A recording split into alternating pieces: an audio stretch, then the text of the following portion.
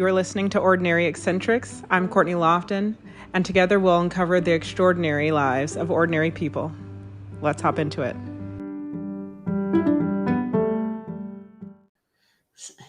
All right. How's it going? You ready to jump in? I'm ready to jump in. Not sure, but I can pronounce your name, but if you could just say your first and last name for me. My name's Kelly Jennings. Nice. And Callie, where are you from, born and raised? We're just going to jump in from the origin story. Okay. I was born in Zambia. I sort of had part of my life in Zambia. My dad lived there until he passed, so I would go back to him twice a year on school holidays, and then lived in South Africa with my mother doing my schooling. And then at 19, we moved to Perth in Australia, and I've been here 34 years almost. Okay, cool. So I'm in Bali, so I'm not too far from Perth. I'll be going there. Wow. Yeah. Oh, good. So what was it like growing up in Africa between South Africa and Zambia? Oh, look, I loved it. It was the best childhood. Just being in Zambia on the farm and with the wildlife and stuff was just so amazing, and just that freedom. And then South Africa was also, it was great, but that was 40, 50 years ago, so very different to what it is now. Yeah. And did you go to, you said you went to school in South Africa, so most of your time, like school age, was spent there? Yeah, I had my first 2 years of school in Zambia, where I went to weekly boarding school at 5.5. So I get dropped off on Monday mornings and picked up Friday afternoon. I loved it. When my sister joined me a year later, she wasn't a fan. But yeah, and then we moved to South Africa and lived there with Mum. What was boarding school like, leaving home and staying somewhere else at 5 years old? Did you have an idea of what you were getting into? I don't, well, my parents used to travel for conferences and stuff. So we used to stay with people as young kids. Right from a young age, we've stayed with people. So we'd either stay with grandparents or aunts and uncles or family friends. So yeah, I remember, sort of going and staying with other people from a young age. So it wasn't as daunting. And because you've grown up in a farming community, it was a small school. There was probably only about 35, 40 kids. Oh, wow. And it was just on a friend's farm, and everybody there was in the farming community that we had grown up with. So you knew everyone, all the kids that were at school with you, which made it a lot nicer. Yeah, that's a really interesting schooling setup too, because like the small class size kind of reminds me of like more of the nature-based schools or Montessori schools, but also it's a boarding school. Oh, okay, yeah. So yeah, look, it only had the first 3 years of school, and then people would send their kids to school, either in England or South Africa to boarding school. But Mum didn't want boarding that for us. No, we didn't. No, my parents separated, and Mum moved down to South Africa to be with us. She didn't want us going to boarding school. Okay. How do you think those like early years of boarding school affected kind of your mindset growing up, and even like just your independence as an adult? Oh, huge independence. Yeah, I can imagine. Yeah, we had to make our beds every day with sheets, flat sheets. So you had to have hospital corners at 5.5. You were making your bed with hospital corners every morning, and it had to be all neat and tidy. And, we had to pack our bag. I had to get my bags packed on a Sunday night, ready for school, and make sure that you had your toothpaste and your toothbrush and your uniform and your hairbrush and your hair ties. And so from a young age, I learnt to be very independent and very self-reliant. So, yeah, I have struggled with accepting help and asking for help and, through my life, I really have sort of struggled to learn that, sort Yeah. of that behavior.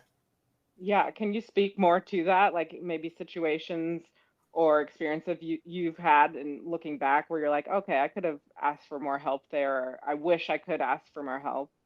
Um, oh, look, there's been lots of experiences in my life. My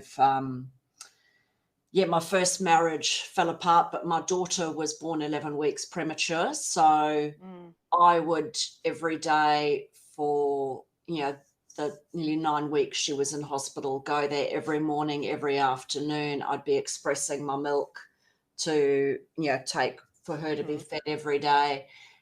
But then I'd come back and I would cook dinner. I'd go first thing in the morning with my ex-husband, see her, and then my mother would pick me up at about lunchtime, take me home. I'd cook dinner, and then I'd go back down there at about 4 o'clock in the afternoon, with my ex-husband, see her until about 7, then go home and eat dinner. And I couldn't ask anyone for help or get someone just to help with cleaning the house, cooking food, just taking the load off me. Mhm. And then with, my second husband just passed a few months ago from dementia. So we've had that journey for 6 years. Plus I've been running my own business and I've had kids going through high school at the same time. And, there's a lot of times there that I should have asked for help. And, I had friends that set up food rosters to deliver me food once a week. And, so at least I had one night a week cooked, but I could never ask for the help. If they gave Right. it to me, I'd take it. And then I get emotional when I'm getting better at it now, but I used to get very emotional when people gave me help and did things for me because I wasn't, sort of used to it, and I wasn't. It didn't sit comfortably with me for a long time. Mm. Do you find yourself able to help others or reach out, or Oh, do you think, oh yes, I'll do yeah, anything for everyone, but yeah, I don't let people in to do stuff for me. yeah, no, I get that. And even sometimes when other people need help, I think especially when I get triggered when someone needs help with something that I've struggled with and just did on my own, I'm Yeah, almost like resentful, like, why are you asking for help? Why is it this person like so easily able to be vulnerable in this sort of situation when I didn't and I had to just do it. I just forced myself to do it on my own. So yeah, that's yeah, it's good to hear that like it goes it yeah. doesn't go I both don't tend ways. to get resentment about it. Mhm. I look at them and I go, I know what they're going through and they need help. Yeah. Rather than looking at and going, oh, I was there and I didn't ask for help. I tend to, if I did anything like that, I would beat myself up rather than get resentful to other people. Yeah. I would, sort of give myself a hard time internally, Right. in my head, because I can see that they need help. And I look at my situation and go, oh, you were just stupid trying to do it all by yourself, and the Yeah. challenge of doing it all alone. Yeah. And you said you also have a business as well. So like being an Yes. entrepreneur, Yeah. have you had a mentor? Have you had help in that way, like business I mentorship, or have has had that been? mentors through time. Hmm. So I had a business coach sort of early on. And then I've had mentors. I had a mentor for business over in based in America. So I went to America and did some it was a year's worth of going every 3 months and doing training and stuff over there. Wow. And then just, people over time through networking. But I'm okay if I can pay someone to help me. Got it. And like my mother gives me a hard time because she goes, oh, you should be doing this and you should be doing that. And I'm like, Mum, I'm helping the economy go round and I can afford to do it. And I haven't got the time and the energy to do it myself. So I'm paying someone to do it. And if like I broke my leg 4 months ago and I couldn't walk. I couldn't wait there for 8 weeks. So I paid a lady to come 6 days a week and walk my dog for me. And Mum's like, oh, you shouldn't be doing that. And I'm going, well, she needs the money. I can afford it. I can't walk the dog. And, my son leaves for work at 6:45 in the morning. He does the afternoon, but I always do the morning. So it gets her out and gives her some good exercise. I don't want her getting fat for 8 weeks. So, yeah, I'll pay for it rather than ask for it. And that's also kind of an extension of independence, right? Yes. Like being able to pay for services and Yeah. handle things the way that you would prefer to have them handled, as opposed to, I guess, the Yes. vulnerability aspect of having Yeah. someone close with you Yeah. and having to reach out to them. That's it. And then I don't feel bad if I ask for it to be done the way I want it. If somebody's offering, I feel bad. Sorry, excuse my dog barking. If somebody's offering, I feel bad putting them out to do it the way I want to do it, rather than the way they would do it. Right. Well, that's spoken like a true business person. How did you become an entrepreneur? Was that always something that you knew was in the cards for you? No. I kind of always wanted to be sort of have my own business. But then I used to work with my first husband and his parents. They had a real estate office, and I'm we call a settlement agent here, but sort of conveyancing or escrow if you're in America. And I've studied for that, and I always said that I wanted to have my own business, just small, and work from home so I could be there for my kids. And then my ex-in-laws asked me to open up sort of an office for them as an offshoot to the real estate side. And so I opened that up and worked there with them for a bit, and then it all got a bit close. So I left there and then went back when I had kids because it gave me the flexibility. But we then separated, and I carried on working there, but then he got a bit sort of angry, I suppose, and sort of putting out some horrible threats. And I just said, look, if you leave me in the house, and you can have the kids, but leave me in the house, I'll stay with the business. But if you're going to kick me out and I've got nowhere to go, then, you can't have everything. Right. So I made the stand. He kicked me out, and so I then decided overnight, that's it. I'm setting up my own business, and I'm a typical Taurian bull. Stubborn as, if I want to dig my heels in. And off I went, started my own business 16 years ago. And wow. So yes. I have a couple of questions then. I'll start with the relationships and family question. What advice would you give to someone who is in a situation like that, where like they're almost being controlled with assets and like their living situation, and they are trying to make a decision of how to get out or what to do next? What sort of advice would you give to someone in that position? My advice would be have your own bank account and put a bit of money in it, sort of every paycheck or whatever. I started doing that only a few months,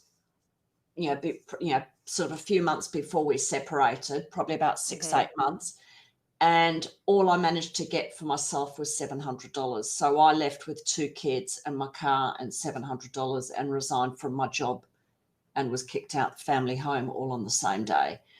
Wow. So my advice to everyone is always, if you're unhappy in your marriage, start setting up yourself your own bank account in your own name, not joint names, and just put a little bit of money in there just to build up a bit of a buffer for you if if you Right. decide to leave. And also start being aware of your finances and how they work, and because some people just relinquish everything to their partners. Mm-hmm. I did the budgeting and paying the bills because he was shocking at it. But Mm-hmm. so I did have that experience when we did separate. I already knew how to do that. But I've got friends who have separated in their 50s and their husbands have paid every single bill. Husbands suddenly cancelled private health insurance. They need surgery. They've phoned up Mm-hmm. and no, they've been taken off the policy. And so, yeah, my advice would be, even if you are being controlled, try and just have your own bank account and just be aware of what's going on and looking and asking and just trying to educate yourself a bit so that when you when you do separate, Mm-hmm. you've got some knowledge and experience behind you on how, just on daily living. Right. And then you really started over with not a lot to work with. What was that like?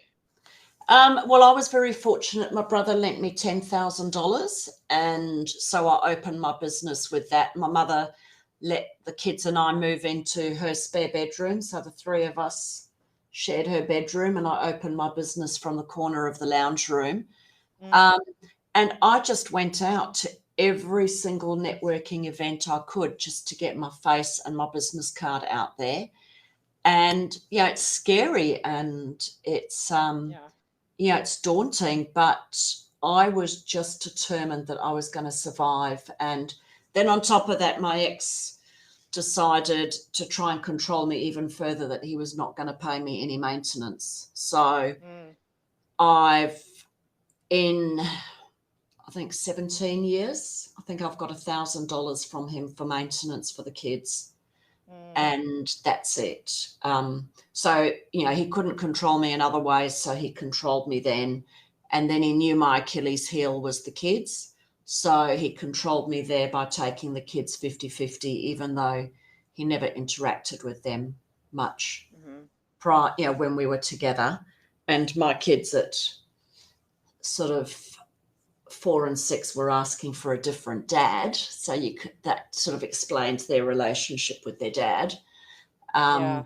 But his way of controlling me was to take them, and he didn't care how upset he was. And yeah, Yeah. he's Were traumatized. there were there red flags in that relationship before you got married, or did it Look, kind of there switch? were red flags 3 weeks into us dating. Oh.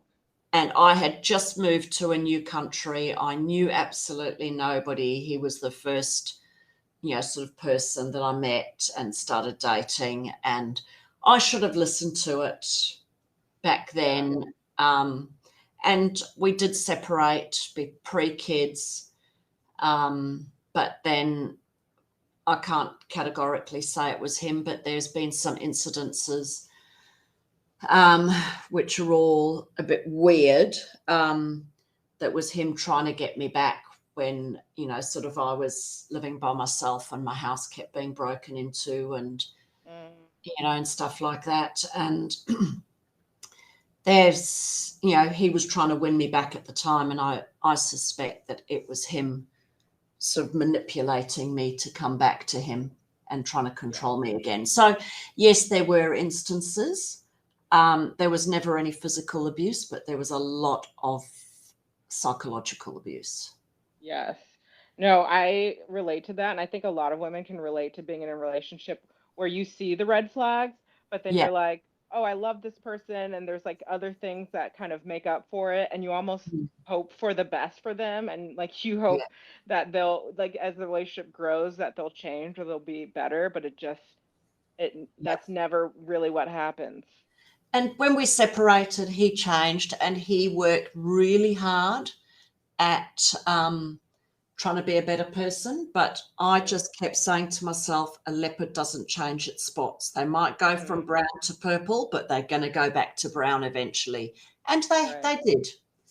Once he Except, didn't get what he wanted, and yeah, you normally he had about a chose to leave. 6-month period of every time I said, look, I can't handle this, it's not working. He'd then suddenly pull out all stops and be great for about 6 months, and then I'd start seeing things go back. But because I was so controlled, and because I worked in the family business, every time I wanted to leave, he refused to let me leave work. He was like, I won't let anybody else employ you, so you won't have any money. So, you know, he controlled me then, and then he underpaid me, and just had me sort of under total control.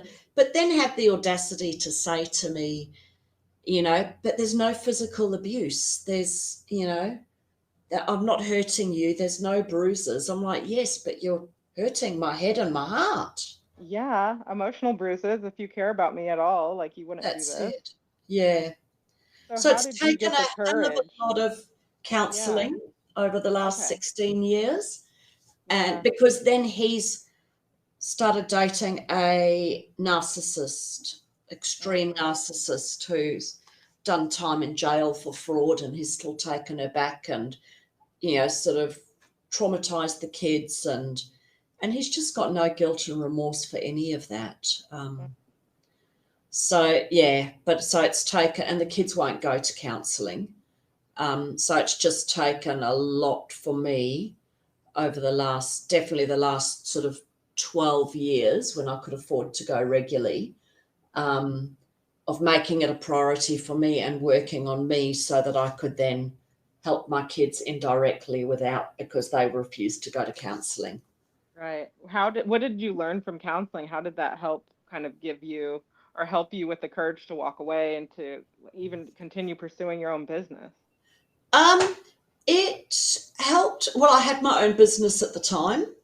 But it just helped me see things clearer and not get sucked back into my ex's niceness and, you know, just stupid things like, you know, he never ever wore his wedding ring when we were together, and the minute we separated, he's suddenly now trying to put my wedding ring on my finger at the school in front of people and wearing his, and I'm like, what are you doing?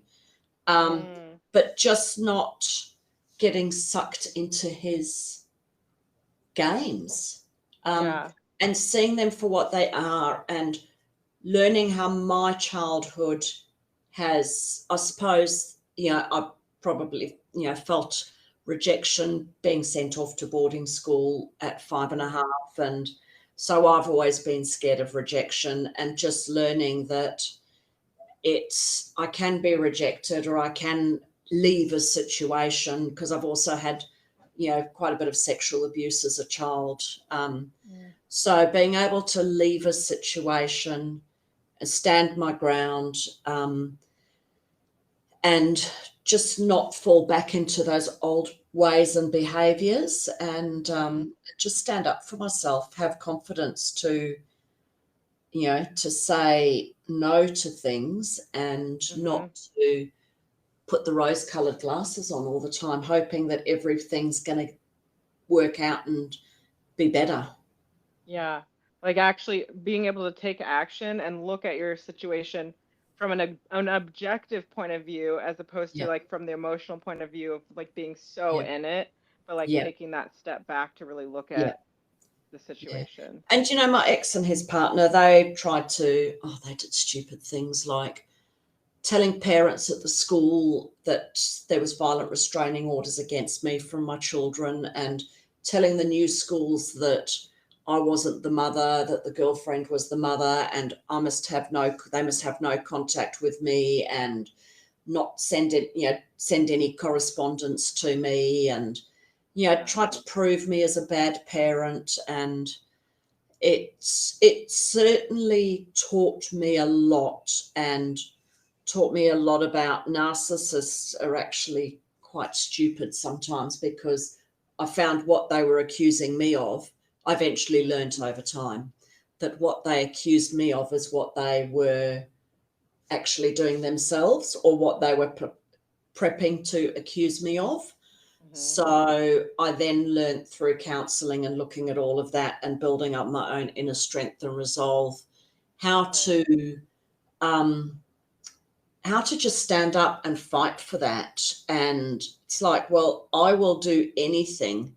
And I worked a second job just to be able to pay my legal fees because I refused for them to take my kids away from me. Mm-hmm. So yeah, so that stubbornness came up again. Well, But and it's definitely motivating. Like, you don't, instead of, because I feel like narcissists can almost want you to drive you crazy to get yep. that Oh response. yes, yeah. But it's I a mean, lot of hard work to stay balanced and rational. oh yeah. It got to the point that she would ring me and then not say anything. And I had to divert, because I worked from home. I had a landline for the business. I had to divert that to my mobile and turn my mobile on silent just to get a solid night's sleep. Because she would just ring me and not say anything and forget to block her telephone number a lot of the time. So I knew it was her. Or she'd ring me on the landline, from her landline and her mobile to my landline and my mobile. And I had over 750 of these calls that I took to the police, and they took to they took to her and said, stop. But, through all of that, I just kept saying to myself, I can understand how people bash people down so much psychologically that that mothers end up committing suicide or leaving their children just to get away. And I kept saying that to myself and going, I'm never going to do that. I'm never going to leave my kids in his care 100% of the time. Yeah. So that how did gave you stay motivated and focus. how did you stay strong in that? That gave me the focus and determination that I was going to do this for my kids, and I was working to, support my kids because he was giving me no support. And so, my focus was my children, and I was like a real mother bear. Like, don't you mess with my pups because, then you're in trouble. And so, that just became my focus of striving just to protect my kids. That's amazing. Yeah.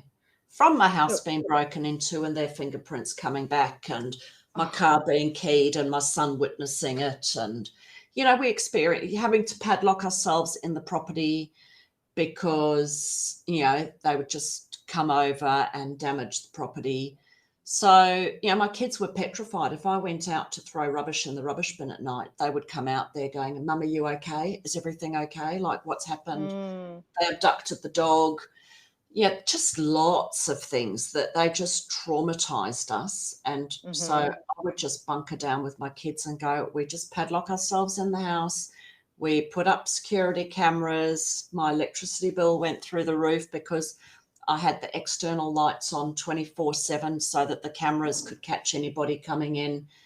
And it's just, I suppose, putting that perimeter around us to bunker down and just fight through. Yeah.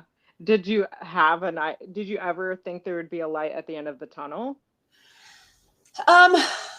When both of them were 18.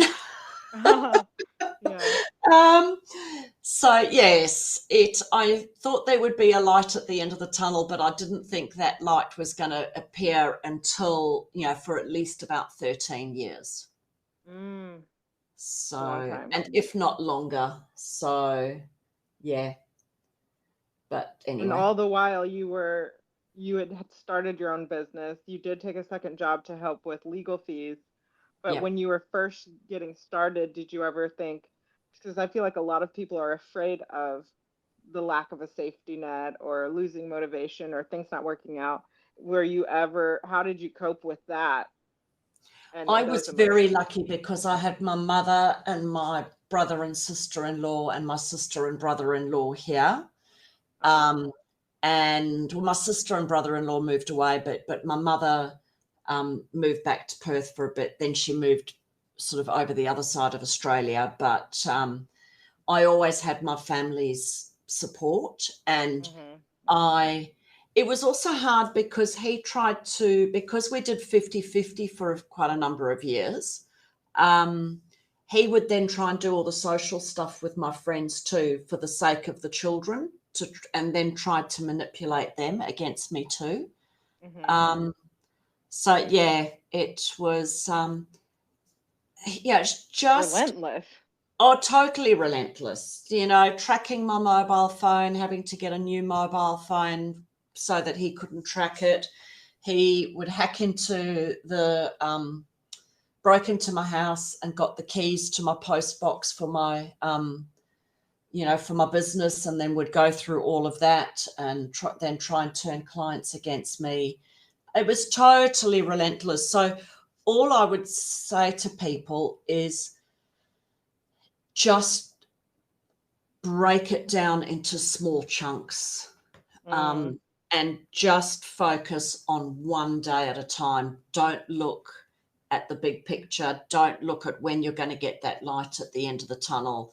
Just focus on one day at a time and do the best you can every single day.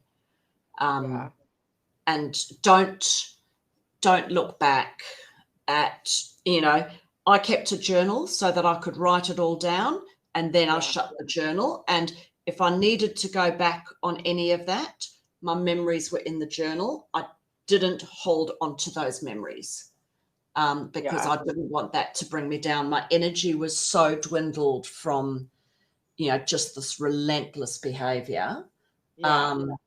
And it, so yeah, that was my way of coping, was journaling, shut it, keep them if I ever needed them, record it every night that the kids were with me, the nights they were with their dad, and just all of those things on a calendar.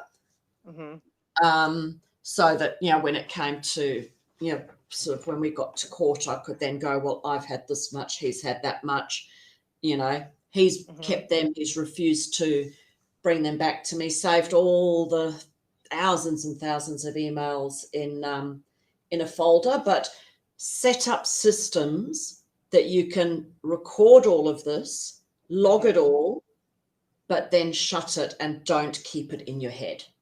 Yeah.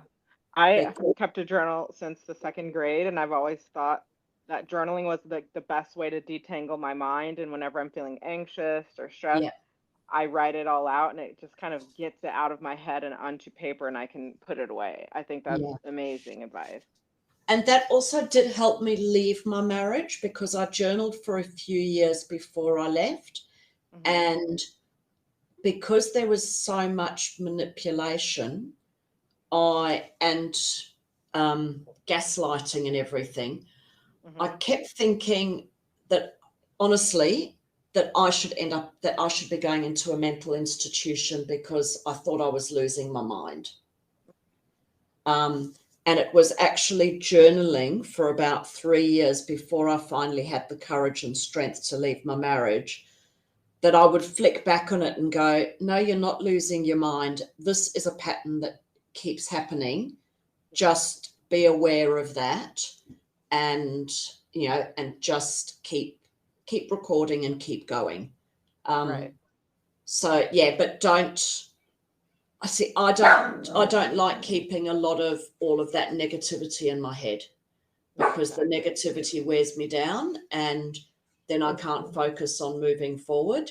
So that's my way of getting it down, referring back to it to see the patterns, and to clear my head and see that I wasn't imagining things, and then that gave me the strength and courage to make the break and stay on that path, not to be manipulated back. Right. And did you have any, like, those coping skills from growing up? Did you just think, I need to write all this down, or had you kept journals before? A friend of mine ran a course about well, it was The Artist's Way, and I can't remember Mm, who wrote the book of The Artist's Way. I've And heard of it. so I went to that, and in that she taught about journaling and stuff. So that's when I learnt about journaling Mm, and started my journey. And then, just sort of followed through. yeah. Would you say it was sort of a journey of self-discovery? Oh, yes. Yep, Definitely definitely. learned a lot about yourself through that relationship, through leaving, through starting your own business. Yep, yeah. Wow. And so now we've connected through the Jay Shetty Coaching School. So what's brought you into life coaching? I mean, I could take a guess, but what has gotten you to this Oh, point? no, my reason for getting into life coaching is not from what I've told you. So, Amazing. my second husband got diagnosed with dementia at Uh-huh. 53, and he passed away 3 months ago today, Oh, I'm sorry to hear at the that. age of 60. Thank you. Wow. So, yeah, still emotional. Try and hold it together. But so that's been a really long journey, and I had a really good support group that supported me pre-COVID when he was still at home.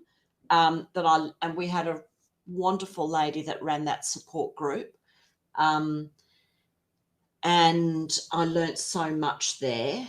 And then he went into care for the last 3.5 years of his life, and sort of once your partner went into care, you were then out of that support group because you didn't have the needs that they provided. But then literally he went in at the end of February, and COVID hit like 2 weeks later, Oh, um, over here. So it was an absolute blessing for me that he went in, because I wouldn't have been able to keep him home, and he would have just driven all of us and himself nuts being locked at mm, home without me trying to work and without that constant supervision and entertainment.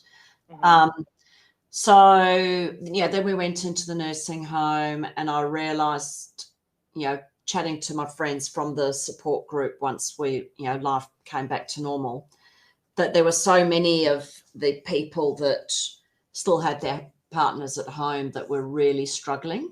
Mm, And they wanted to set up a support group, but our support group, just before Ian went into care, the good coordinator left and another lady came on who wasn't very good, and we ended up sort of running it ourselves, but with her there. But us as carers tended to, there was a couple of us that started just naturally running it. And then with my husband going into care and being, so he was 56 at the time, I just kept hitting all these hurdles with the government system and the medical system and mm-hmm.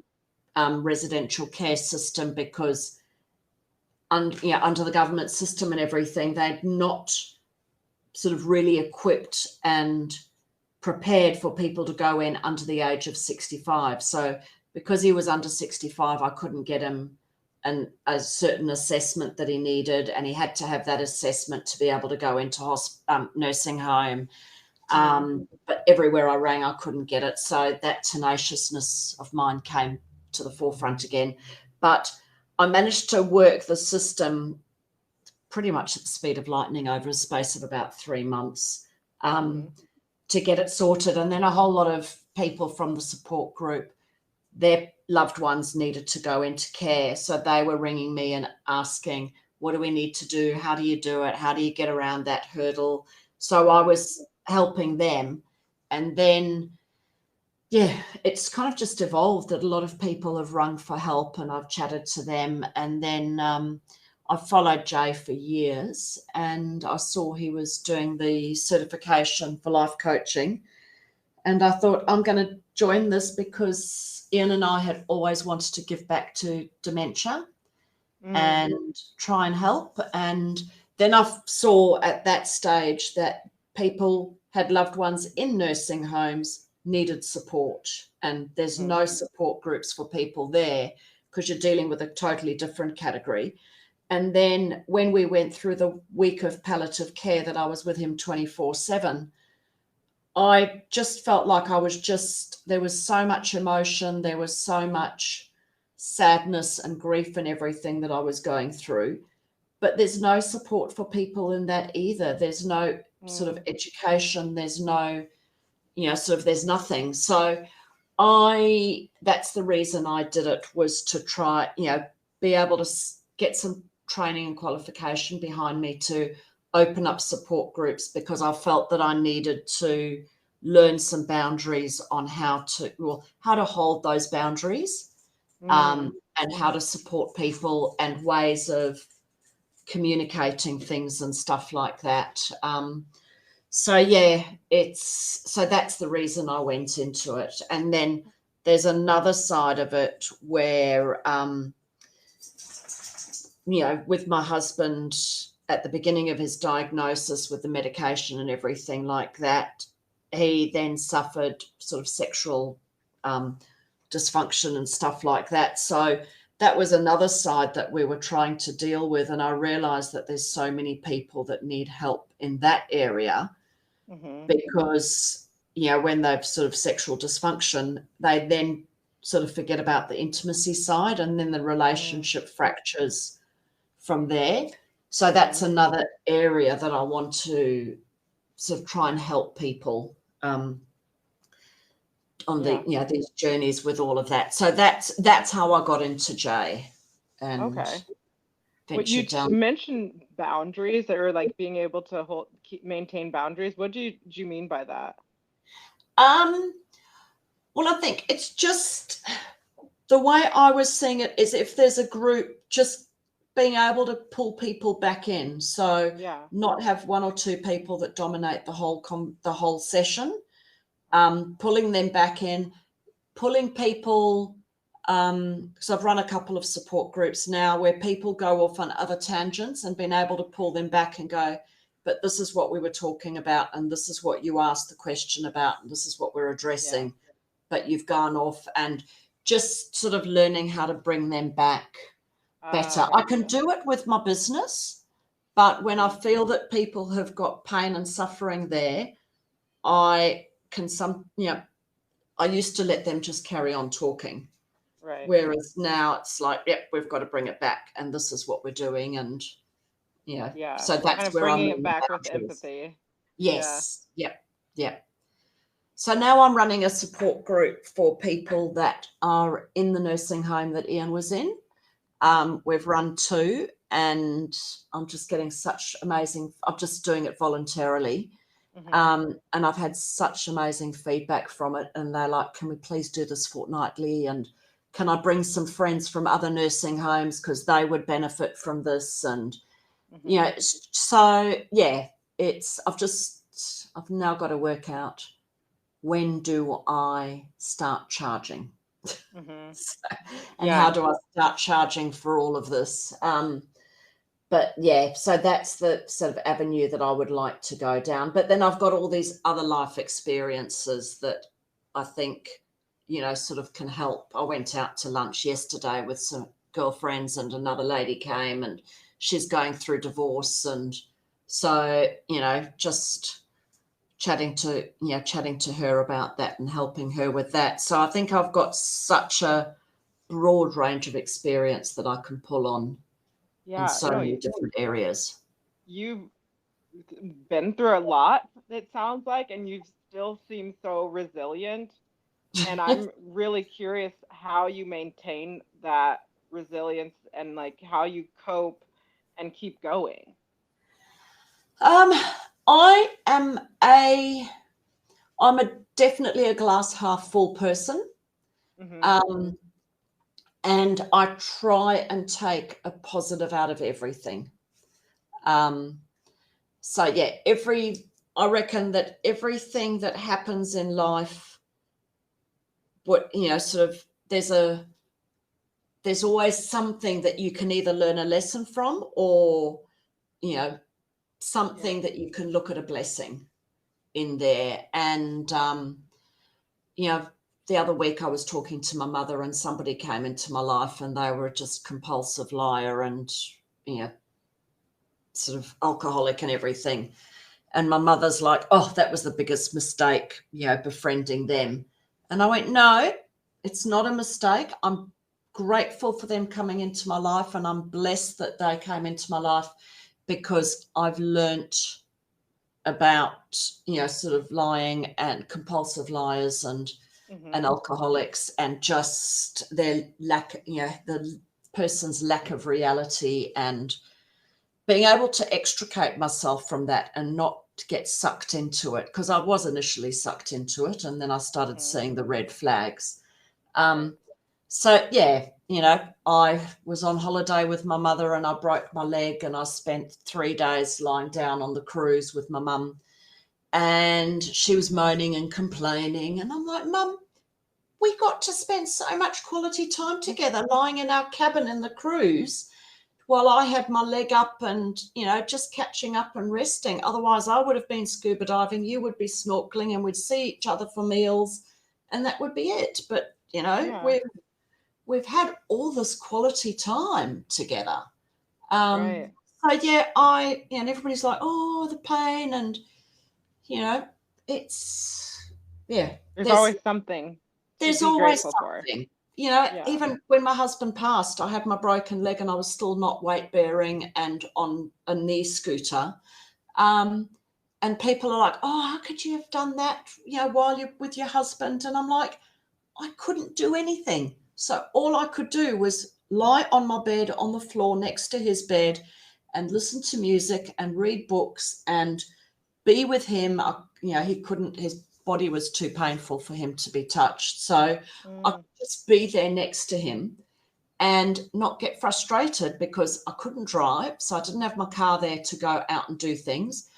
I wasn't trying to clean his room and tidy up and everything, because I couldn't do any of that. So I actually, for that 7 days that I was there with him, I actually got to be present with my grieving that I mourned so much in that week. And I'm grateful for that, because I actually got to face it. So I think that's how I keep going, is everything that happens, there is, there's something that you can take out of it that you can be grateful for or learn from. Yeah, of course. And what was it like finding love again with your second husband? Oh, I thought I'd found my soulmate. Unfortunately, we only got 12 years, but and we only got about 5 good ones. But it was just, it was so nice to find someone that cared about me, treated me well, respected me, idolized me, really, and that treated my children well, taught my children what a good, functioning, loving marriage and relationship is. And my children idolized, sorry, now I will get upset. My children idolized him, and just to, find someone that treated me so well and loved me so deeply. And we had so much adversity between the court cases with my ex-husband and then his dementia journey. We had so much adversity, but we managed to work our way through it. And it just, all of that brought us closer together. And I just, I discovered a bond in a relationship that I never knew was capable, of. That's and beautiful. Absolutely beautiful. So it was just so special to find someone that adversity brought us closer together. It didn't tear us apart. And taught me how I deserve to be loved, and taken care of, and for the future. I'm 53, I don't want to be single for the rest of my life. And I believe there is someone else out there for me. But I know through Ian that I'm not going to settle for scraps.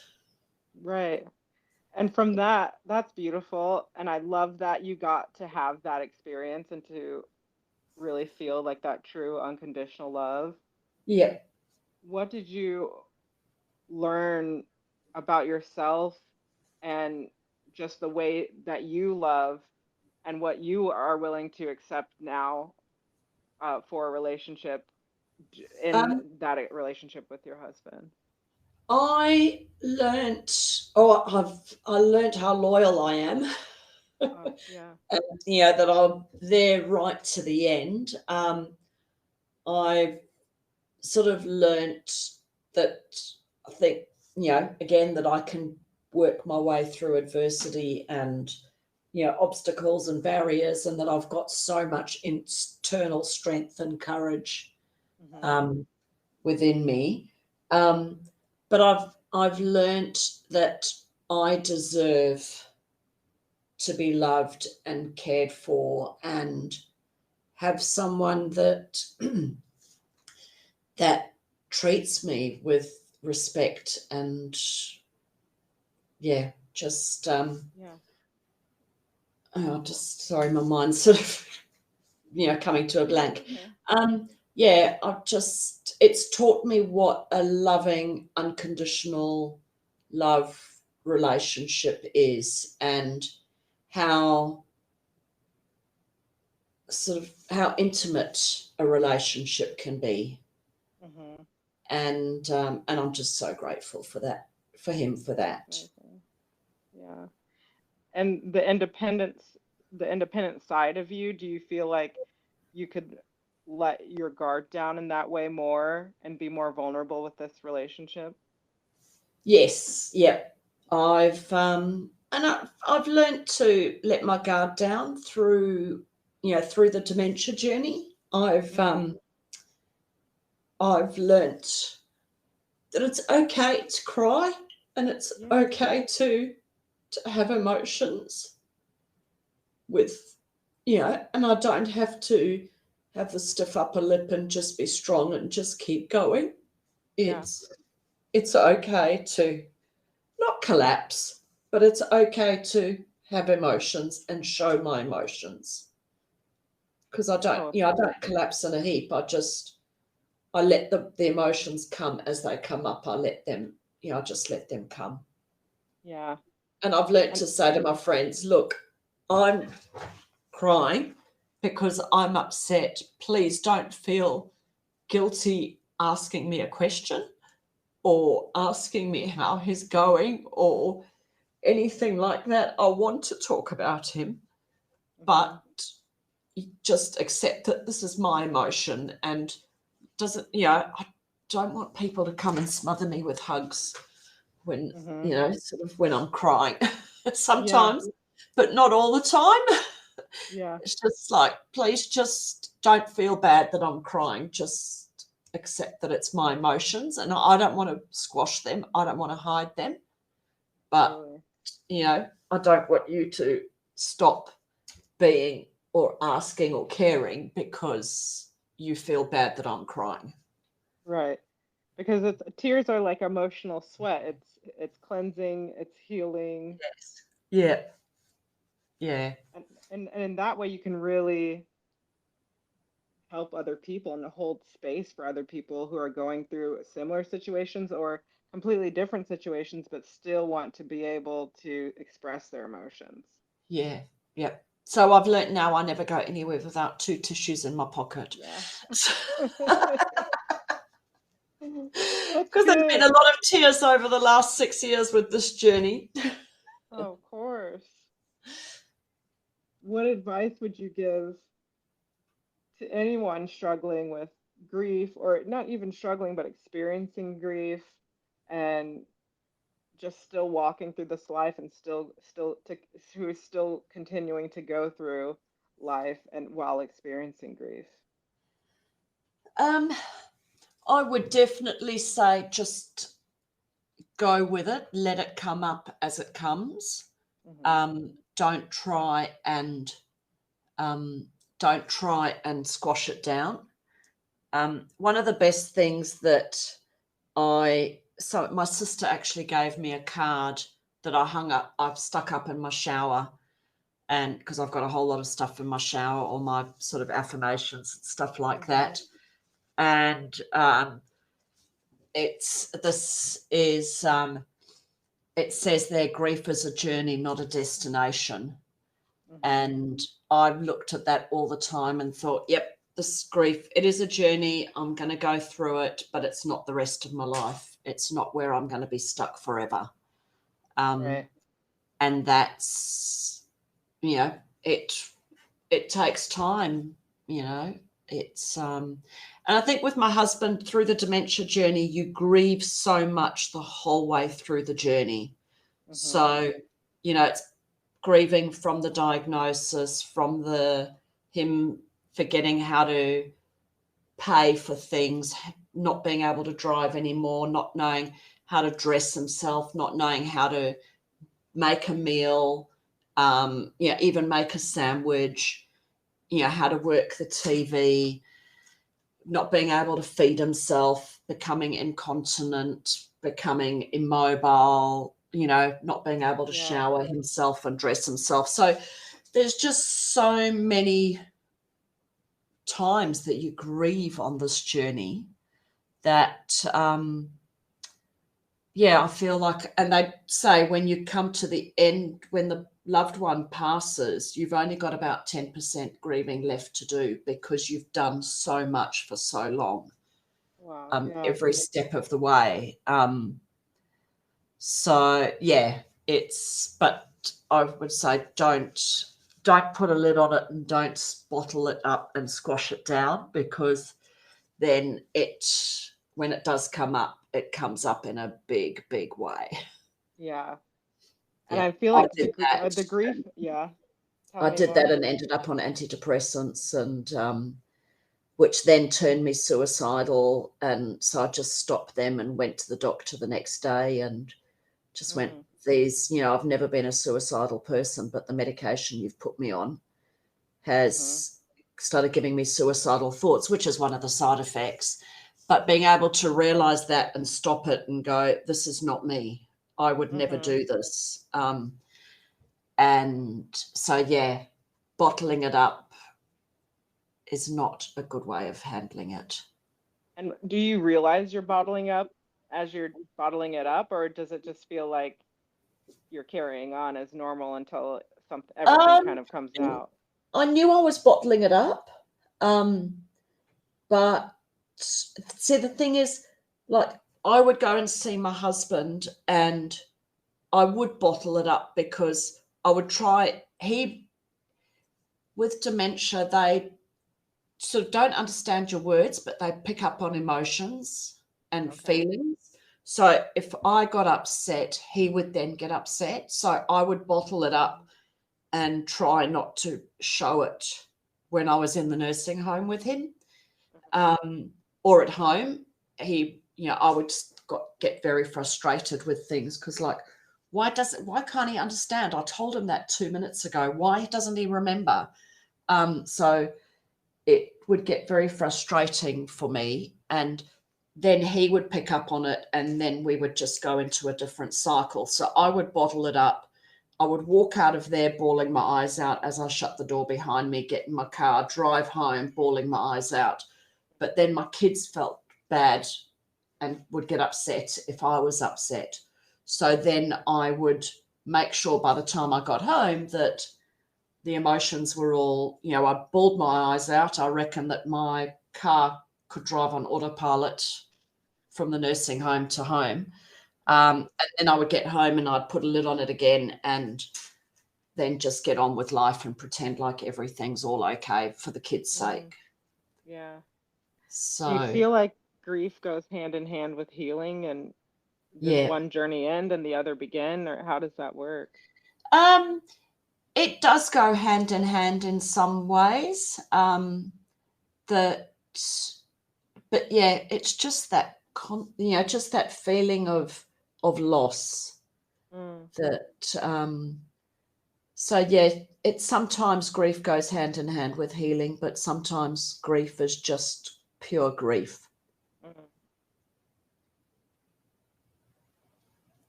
Yeah. Mm. Well, thank you so much for sharing your story with me. I've loved talking with you, and I Thank feel you. like you have so much wisdom to share. Thank you. I, yeah, I feel like there could be so many more questions and about your experience and kind of what, like, kind of tap into more about the resilience conversation and just the personal growth conversation. Yeah. Well, I'm here if you do want to ask any more questions. Absolutely. Thank you, Callie. Thank you for taking the time. Oh no, that's a pleasure. I'm not. Yes, I normally ask questions. I'm not one who likes to talk about myself the whole time, so I can't believe I've just spoken about myself for an hour. It goes by fast. It does.